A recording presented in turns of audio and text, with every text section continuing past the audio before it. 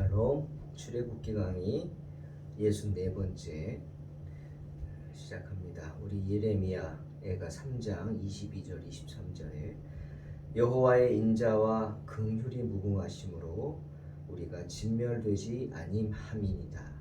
이것이 아침마다 새로우니 주의 성실하심이 크시도소이다. 이 예레미야 애가를 가지고 만든 찬양이 있죠. 개인적으로 참 좋아하는 찬양인데 우리 한번 찬양하겠습니다. 주의 인자는 끝이 없고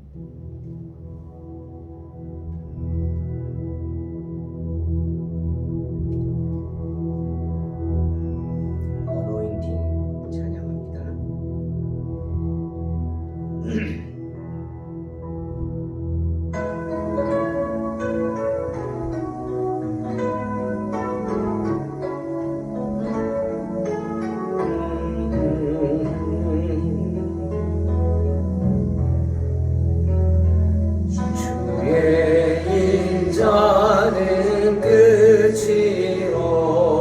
주의 자비는 무궁하며 주의 자비는 무궁하며 아침마다 새롭고 늘 새로우니 주의 성실이 금이 성실하신 주님 성실하신 주님 주의 인자는 끝이 없고 그의 자비는 무궁하며 아침마다 새롭고 늘 새로우니 주의 성실이 금이라 성실하신 주님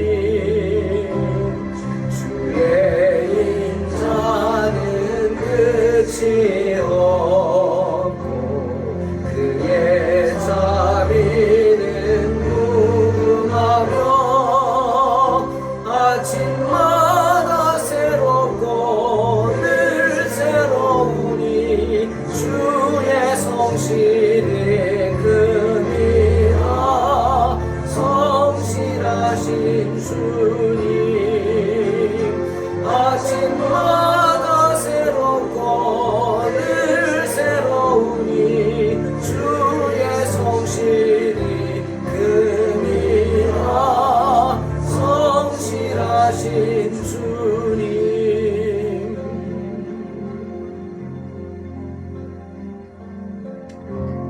언제나 우리에게 신실하시고 성실하신 주님을 찬양합니다. 출애굽기 19장 4절로 8절 성독합니다. 내가 애굽 사람에게 어떻게 행하였음과 내가 어떻게 독수리 날개로 너희를 업어 내게로 인도하였음을 너희가 보았느니라. 세계가 다 내게 속하였나니 너희가 내 말을 잘 듣고 내 언약을 지키면 너희는 모든 민족 중에서 내 소유가 되어 있고 너희가 내게 대하여 제사장 나라가 되며 거룩한 백성이 되리라. 너는 이 말을 이스라엘 자손에게 전할지니라. 모세가 내려와서 백성의 장로들을 불러 여호와께서 자기에게 명령하신 그 모든 말씀을 그들 앞에 진술하니 백성이 일제히 응답하여 이르되 여호와께서 명령하신 대로 우리가 다 행하리이다. 모세가 백성의 말을 여호와께 전하매. 아멘. 430년입니다. 애굽에서 노예 생활을 한 지 긴 세월 동안 이스라엘 백성들은 이제 노예 타성에 젖어 있었겠죠. 그러다가 하나님의 은혜로 모세의 인도함을 따라 갑자기 자유인이 되었습니다. 자, 이제는 자유인이 된 이스라엘 백성들 해방된 기쁨에 자유를 만끽하고 싶었을 것입니다. 하지만 그들이 생각하는 자유는 하나님이 기뻐하시는 자유가 아니었죠. 왜죠? 방종이었기 때문이죠. 방종이 무엇입니까? 나만 생각하는 겁니다. 아마 그동안 애굽인들에게 물렸던 것이 폭발해서 그렇게 자기들 멋대로 하는 게 자유라고 생각했는지 모르지만 그것은 자유가 아닌 이기심에 가득 찬 자기밖에 모르는 방종이었습니다. 그러니 나만 좋으면 뭐합니까? 나와 함께하는 사람들에게 피해가 되는 거죠. 서로에게는 자유가 아닌 고통이 되었습니다. 나는 자유한 것 같았지만 내 마음대로 한다고 생각해 보십시오. 상대방에게 고통을 주는 자유는 자유가 아니죠. 공생이라고는 모르는 그러한 고통스러운 삶이었을 것입니다. 그런 생각을 했습니다.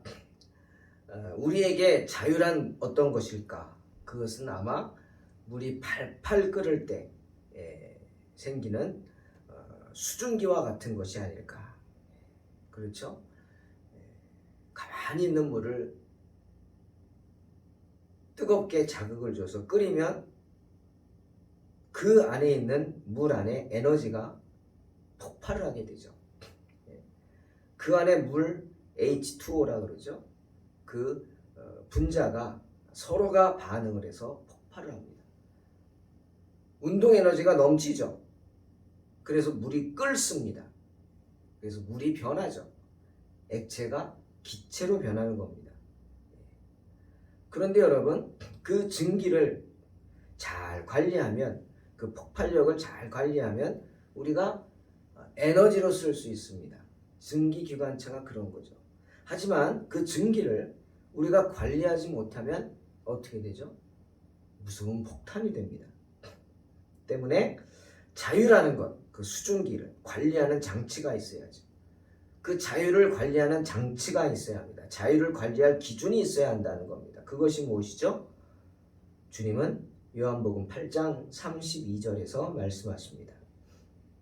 진리를 알지니 진리가 너희를 자유케 하리라. 그렇습니다. 그 자유의 기준은 뭡니까? 진리입니다. 진리가 무엇입니까? 진리는 하나님의 말씀, 주님의 말씀입니다. 때문에 주님은 오늘 이스라엘 백성들에게 참 자유를 주시기 위해서 그들을 신의 광야로 불러서 말씀하시는 것입니다. 그것이 바로 십계명이죠. 모세를 불러 이스라엘 백성들에게 전하라 이렇게 말씀하십니다. 5절 6절 세계가 다 내게 속하였나니 너희가 내 말을 잘 듣고 내 언약을 지키면 너희는 모든 민족 중에서 내 소유가 되겠고 너희가 내게 대하여 제사장 나라가 되며 거룩한 백성이 되리라. 여러분, 이 계약을 말씀하신 이 계약의 주창자가 누구시죠? 이 약속을 말씀하시는 분이 누구시냔 말입니다. 모세? 아니죠. 하나님이십니다. 하나님은 당신과의 모든 관계에 있어서 축복을 내려주십니다. 이스라엘 백성들에게. 그것은 하나님이 값없이 주시는 은혜로 말미암아 주어지는 것들이죠. 또한 우리가 받는 모든 위로 하나님이 주시는 것입니다. 왜? 하나님이 우리의 모든 것을 다 아시기 때문에 우리의 형편과 처지에 맞게 주시는 거죠. 우리가 아둥바둥 산다고 해서 복을 받을 수 있는 건 아닙니다. 내가 원하는 것 아둥바둥 한다고 얻을 수 있는 게 아닙니다. 하나님이 주셔야 합니다. 언제? 하나님의 때에. 하나님께서 합당한 때에 주십니다. 어떻게 그럴 수 있냐고요? 하나님이 우리의 모든 것을 아시기 때문입니다. 지금 때가 되어서 하나님은 이스라엘 백성들을 자유케 했고 그 자유에게 진정한 자유를 그들에게 주기 위해서 말씀을 주시기 위해 오늘 신의 산으로 부르신 거예요. 갈라디아 4장 9절에서 바울이 말하죠. 이제는 너희가 하나님을 알 뿐 아니라 더욱이 하나님이 아신 바 되었거늘 어찌하여 다시 악하고 천박한 초등학문으로 돌아가서 다시 그들에게 종노릇하려 하느냐. 책망합니다. 너희에게 하나님이 어떤 분이냐는 말입니다. 하나님은 너희를 독수리의 날개로 업어 나르신 분이라 하시죠. 예? 모세가 말하죠. 어려운 가운데 있는 너희를 신속하게 강한 날개로 업어 이끄신 분이 하나님이십니다. 너희에게 놀라운 사랑을 베푸신 분이죠. 예? 그런데 어떻게 그 하나님을 벗어나려고 하느냐? 그리고 세상을 바라보느냐? 어떻게 악하고 천박한 초등학문으로 돌아가서 하나님을 배신하려고 하느냐 말하는 것입니다. 여러분, 모세가 말한 하나님이 이스라엘 백성들을 업어 나르셨다. 그 의미가 무엇인 줄 아십니까? Always be with you. 항상 너희와 함께 하신다. 그 뜻입니다. 하나님이 항상 너희와 함께 하시겠다. 보호해 주시겠다. 떠나지 않는다 하는 거죠. 야곱에게 한 약속이죠. 이제는 너희에겐 자유와 영광뿐 아니라 능력의 하나님과 함께하는 그 약속, 교제가 있다는 축복입니다. 너희가 이제는 세상이 아닌 하나님의 나라로 옮겨졌다는 뜻입니다. 이제는 하나님께서 책임지시는 백성이 되었다는 겁니다. 그러니 얼마나 큰 축복입니까? 그들이 얻은 구원의 영광이죠. 할렐루야. 사랑하는 성도 여러분, 하나님은 이스라엘 백성들을 구원의 영광으로 인도하시기 위해 그들을 신의 광야로 부른 것입니다. 왜 이런 척박한 땅으로 보냈냐? 목이 마르다, 배가 고프다, 고기가 먹고 싶다, 상추가 먹고 싶다, 오이와 참외가 먹고 싶다. 불평불만하지 말라는 겁니다.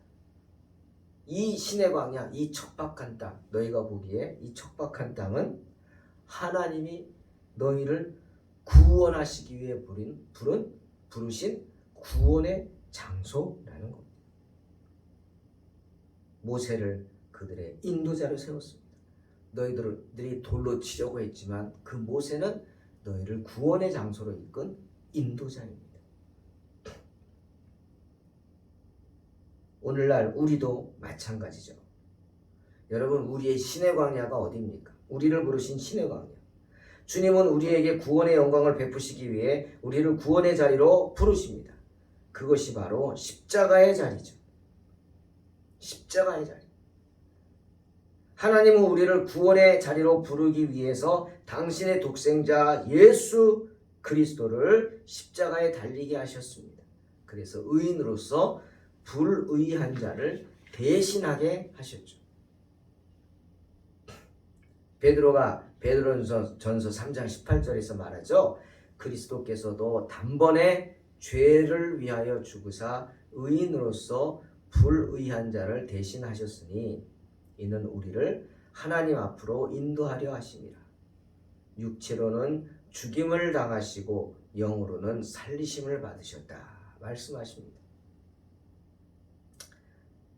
교회를 세우시고 교회로 부르시며 교회를 섬길 주의 종을 통해 당신의 백성들을 먹이시고 양육하십니다. 누가? 하나님께서. 누구를? 바로 저와 여러분을. 교회가 바로 구원의 장소죠. 우리의 광야입니다. 그래서 주님은 모이기를 힘쓰라고 하는 겁니다. 나 혼자 안 됩니다. 모이기를 힘써서 함께 믿음과 선행을 격려해야 하는 것입니다. 내가 높다면 낮아져서 낮은 자를 위로하고, 내가 낮다면 높은 자들 바라보고 시기하지 말고 그들을 본받으려고 애쓰고, 내가 가진 것이 많다면 가진 것을 없는 자와 나누고, 그래서 함께 할 수 있는 그런 믿음의 사람이 돼서 서로 사랑과 선행으로 격려하는 곳, 그곳이 바로 교회입니다. 마태복음 23장 37절에서 주님이 이렇게 말씀하시죠. 예루살렘아 예루살렘아 선지자들을 죽이고 내게 파송된 자들을 돌로 치는 자여, 암탉이 그 새끼를 날개 아래 모음같이 내가 내 자녀를 모으려 한 일이 몇 번이더냐. 그러나 너희가 원하지 아니하였도다. 주님의 탄식이죠. 어떤 신학자는 이 탄식을 이야기하면서 이렇게 말했습니다. 바로 오늘 본문을 함께 이야기하면서 자, 구약의 교회가 독수리의 날개 위에서 탄생했다면 주님이 독수리의 날개로 나라 어분같이 애굽에서 이스라엘 백성을 출애굽시켰죠. 그렇게 그게 교회 아닙니까? 이스라엘 공동체. 구약의 교회가 독수리의 날개 위에서 탄생했다면 그러면 신약의 교회는 뭐냐? 마치 암탉이 그 새끼를 날개 아래 모음같이 주 예수에 의해 모아졌다고 말할 수 있다. 정말 와닿는 말이죠. 맞습니다. 구약의 교회가 독수리의 날개 위에서 탄생했다면 정말로 신약의 교회는 암탉이 그 새끼를 날개 아래 모음같이 우리를 품어주시고 모아주신 거예요. 누구에 의해서? 그 날개가 누굽니까? 주 예수 그리스도. 하나님의 은혜로운 섭리와 자비하신 사랑을 말씀하시는 것입니다. 그러니 하나님의 사랑과 은혜를 받은 이스라엘 백성들 이제 어떻게 해야 합니까? 주님은 말씀하시죠. 5절에서 내 말을 잘 듣고 내 언약을 잘 지키라 하십니다. 즉 하나님의 통치를 받으라는 겁니다. 이제까지 자유라고 하면서 내 멋대로 행동했다면 아니 그것은 자유가 아닌 방종이기에 너를 자유롭게 하는 게 아니라 결국 너를 죽이게 만드는 것이기에 이제는 하나님의 통치를 받아서 진리 안에서 자유하라. 왜? 진리가 너희를 자유케 하기 때문이죠. 그 진리가 누구입니까? 무엇입니까? 바로 예수 그리스도. 하나님의 통치, 주님의 통치를 받는 것입니다. 주님과 함께하는 거죠. 그리하면 하나님께서는 이스라엘 백성을 그의 소중한 백성으로 삼으신 것처럼 우리 또한 열국의 백성들 중에 구별하셔서 우리를 하나님의 소유가 되게 하실 것입니다. 하나님께서 이스라엘 백성들에게 신적인 계시를 주시고 또 제도화된 의식들을 주셨죠. 율법이란 걸 주셨죠. 왜죠? 그 율법을 지켜야만 하나님의 곁을 떠나지 않기 때문이죠. 방종하지 않게 되기 때문이죠. 그 율법은 나를 죽이고 나를 올가매는 것이 아니라 나를 자유케 하는 것이기 때문입니다. 그로 인해 그들에게 영생을 주셨죠. 세상의 고난을 이길 수 있는 힘, 그것이 어디서 얻어집니까? 말씀이죠. 약속의 말씀을 주셨죠. 그리고 그들을 위로해 줄 선지자들을 보내주셨습니다. 그리고 선지자들을 통해서 성령을 부어 주셨습니다. 그리하여 모든 민족 가운데 구별해서 그들 가운데 뛰어난 존재가 되게 하여 주셨습니다. 우리가 주 예수 그리스도 안에서 그 말씀을 듣고 지킨다면 참 자유를 얻게 될 것입니다. 감사하게 이스라엘은 그 주님의 말씀, 그것을 이스라엘은 대헌장이라고 말하죠. 그걸 받아들이고 그 조건에 동의합니다. 이렇게 고백합니다. 여호와께서 명령하신 대로 우리가 다 행하리이다. 모세가 그들의 고백을 하나님께 전하였다. 오늘 성경은 말씀하십니다. 사랑하는 성도 여러분, 우리 또한 마찬가지입니다. 주 예수 그리스도의 십자가 은혜를 받은 우리 또한 마찬가지입니다. 하나님은 말씀을 통해서 그 뜻을 우리에게 계시해 주실 뿐 아니라 우리로 말씀 앞에 서게 하시고 주님을 예배케 하심으로 하나님께 거룩한 제사를 드리게 하십니다. 우리 자신이 예배 자리로 나옴으로 우리 자신이 거룩한 산 제사가 되는 것입니다. 그런데 그 중재자 역할을 누가 하십니까? 예수님이 하십니다. 때문에 우리는 언제나 누구의 이름으로 기도해야 돼요? 누구의 이름으로 하나님 앞에 나가야 돼요? 바로 주 예수 그리스도. 오직 예수 그리스도 이름으로 기도해야 합니다. 왜요? 욥기 9장 33절에서 욥이 말하죠. 하나님과 우리 사이에서 우리에게 손을 얹고 우리를 붙잡고 우리를 위해 판결해 주실 분, 우리가 지쳐 쓰러졌을 때 우리를 붙잡아 주시고 우리의 어깨에 손을 얹어 우리를 위로해 주실 분, 그 판결자는 바로 예수 그리스도이시기 때문입니다. 언제나 하나님과 우리 사이의 중재자이신 그리스도께서는 선지자로서 하나님의 뜻을 우리에게 계시해 주십니다. 주일마다 교회에서 주의 종을 통한 말씀을 통해 우리에게 계시해 주시죠. 그리고 그 종이 제사장으로서 또 예수 그리스도가 제사장으로서 우리를 중복해 하십니다.